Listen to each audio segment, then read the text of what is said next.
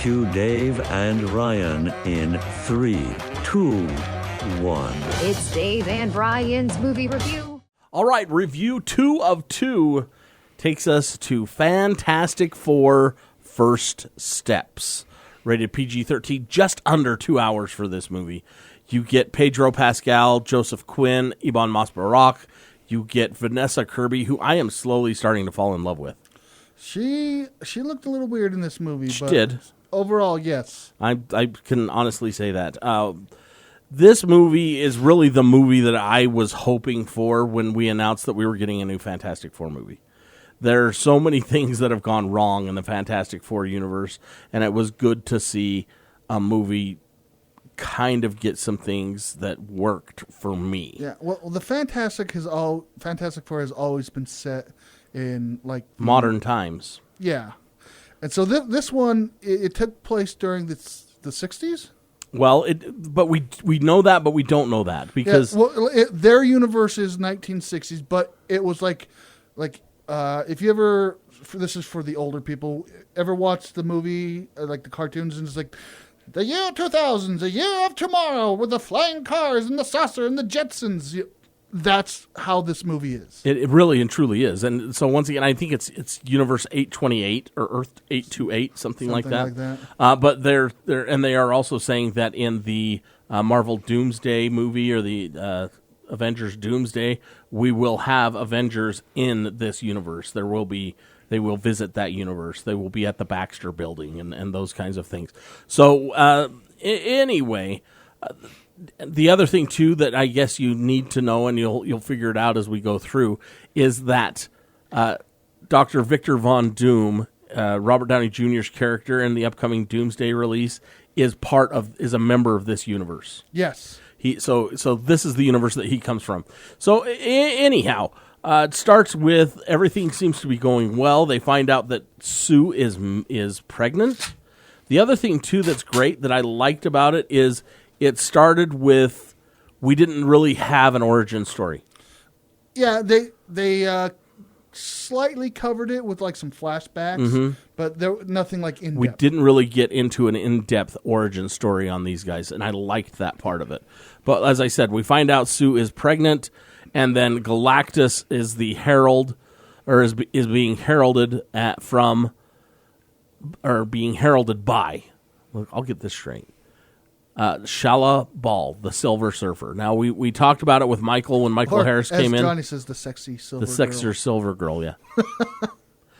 So the thing about her is she is not, it's not gender swapped. This is an actual Silver Surfer that exists in this plane in the Marvel universe. Comics. She is in the comics. She's canon. There you go, as James Gunn would say. Anyway, Galactus is the devourer of worlds. So I will say, I thought Galactus looked weird in this. Yeah. Well, and that was mostly practical. No, it wasn't. Well, a lot of it was. That's the outfit he had. He was in that costume. That's not a CGI character. He looked gummy bearish. Him moving around was actual. But anyway, gummy bear. Okay, so he is going to take the planet unless he can have the baby. Yes. He wants Franklin Richards. And Franklin Richards is another story for another day. Yeah, so in this one, the Silver Surfer comes and, she heralds the death of the world. And so the Fantastic Four are going to go save the world. So they go up to space and they find out where Galactus is at the moment. So they go there. And they get to the planet, and they're like, nothing's happening. What's going on? Oh, there's some sort of heat signature or something coming from inside the planet. And then the planet's just like, ah! And you're just like, what the crap? And then they sucked in Galactus's big, giant spaceship. And they go walking, and he's sitting in his little throne chair with these things hooked up to him. And basically, the only reason they survived to go meet him was because their ship was scanned, and the scan focused all of them, and then when it came to Sue, it focused on her stomach where she was pregnant, and that's why you find out that he's basically He can basically stop Galactus's cravings. He wants him to take his place. Well, no, but he also said that it could stop his hunger. Well, yeah, because Franklin can create universes and planets and all this other stuff. But that wasn't mentioned in this. No, it was not. It just said that he could stifle his hunger or whatever. Which brings up another point for another day, too, because I was talking with somebody, and I don't know if this is all interconnected or not, but we'll discuss that on another day. I'm just talking about what was said in the movie. Right. In the movie, it said that he could stop Galactus's hunger, and that's why he won him. He didn't, if he can do any of that other stuff, that's for another movie. Uh-huh. But as of this one, they spent after they met with Galactus and they came back. It was a month later.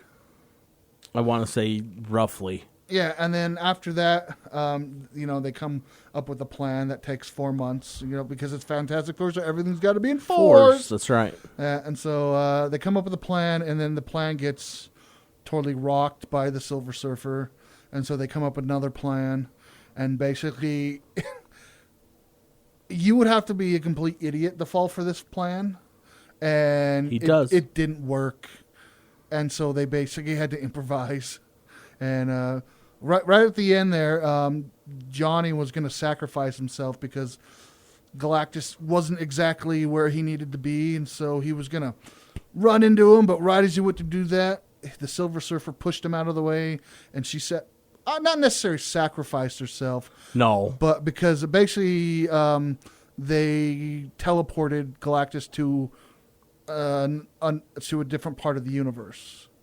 So they're not dead. But Johnny would have been because he wasn't in a spacesuit or anything. But the Silver Surfer can survive in space. That's right.